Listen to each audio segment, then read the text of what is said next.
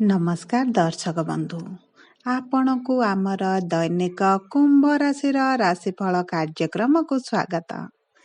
आज आमे जानिबा राशि चक्रर एकादशतम राशि कुंभ राशिर आजिर राशिफल विषय रे। आमर एही दैनिक राशिफल कार्यक्रम चंद्रंगर गोचर गणना को नहीं आधारित होइछि एवं चंद्रंगर एही गोचर आमर दैनंदिन जीवन रे बहुत प्रभाव पकाई थांती। तेबे आसंतु जानिबा आज चंद्रंकर गोचर आपणक राशि रे प्रभाव पकाइबे। देखंतु आमर एही राशिफल कार्यक्रम आपणकर जन्म राशि बा चंद्र राशि उपर आधारित छी। जदि आपणकर कुंभ लग्न होइताए ताहाले भी आपण भिडियोटी को शेष पर्यंत देखंतु। किंतु भिडियोटी आरंभ करिबा पूर्वरु जदंकर भी कुंभ राशि होइताए एवं आपण भी ईश्वरं को आंतरिक भक्ति एवं विश्वास करंती तेबे भिडियोटी को लाइक करंतु। कमेंट बॉक्स रे जय जगन्नाथ जय मां लक्ष्मी अवश्य लिखि दियंतु। एबे आसंतु जानिबा आजिर तिथि एवं नक्षत्र विषय रे। आज 2024 मसीहा नवेम्बर मास 30 तारिख शनिवार। आजिर सूर्योदय समय सकाळ 6:08 एवं सूर्यास्त संध्या 5:02। आज मार्गशीर मास कृष्ण पक्ष चतुर्दशी तिथि सकाळ 10:30 पर्यंत रहिछि। एहा परे अमावास्या तिथि आरंभ हेबो। आज चंद्र विशाखा नक्षत्र रे दिबा 12:33 पर्यंत रहिबे। तापरे अनुराधा नक्षत्र को गोचर करिवे। आजिर चंद्र सुधी वृष मिथुन सिंह कन्या बिछा धनु मकर एवं कुंभ राशिर। आजिर घात चंद्र नाही। वृष सिंह एवं कन्या राशिर घात बार अछि। आज सकाळ 8:52 रु 10:13 पर्यंत राहुकाल रहिछि। एही समय रे आपण कौनसी शुभ कार्य न करिबा भल रहिबो।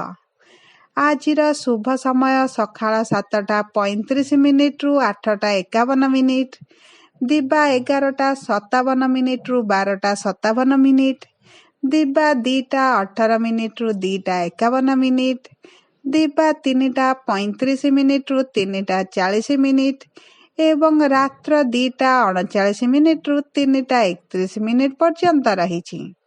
एही समय रे आपण जे कोनसी शुभ कार्य आरंभ करि परिबे। आज खाद्य रे बीरी और राशि खाइबा निषेध अछि। एबे आसंतु जानिबा चंद्रंगर गोचर आपणक जीवन रे किभଳି प्रभाव पकाउछंती। देखंतु आज आपणको कर्म क्षेत्र रे अधिक परिश्रम करिबाकू पड़िबो। आपणक सहकर्मी मानक सहित अनावश्यक तर्क वितर्क मध्य होई पारे। चाकरी स्थान रे आपण आज एक परिवर्तन देखिबे। कर्म क्षेत्र रे आपण ऋण नेबा ठारू दूरे रुहंतु।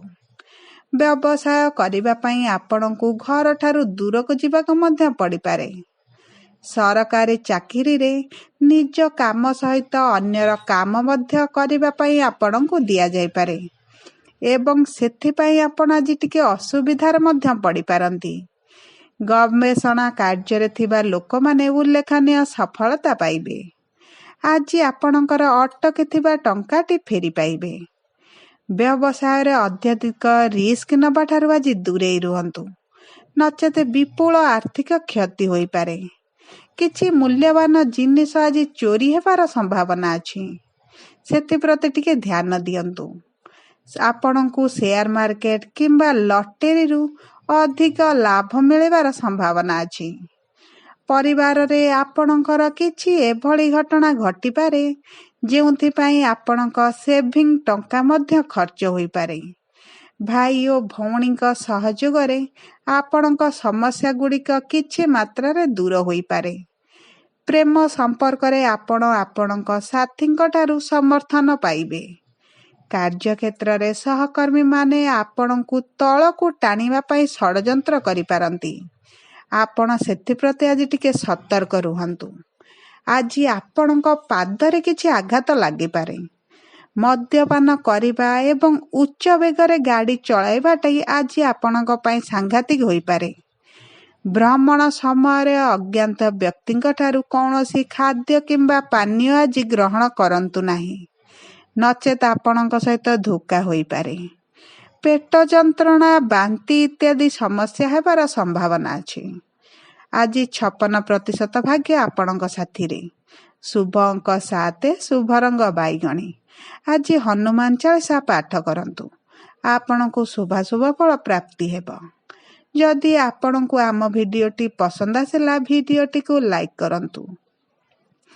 କମେଣ୍ଟ ବକ୍ସରେ ଜୟ ଜଗନ୍ନାଥ, ଜୟ ମା ଲକ୍ଷ୍ମୀ ଅବଶ୍ୟ ଲେଖିଦିଅନ୍ତୁ।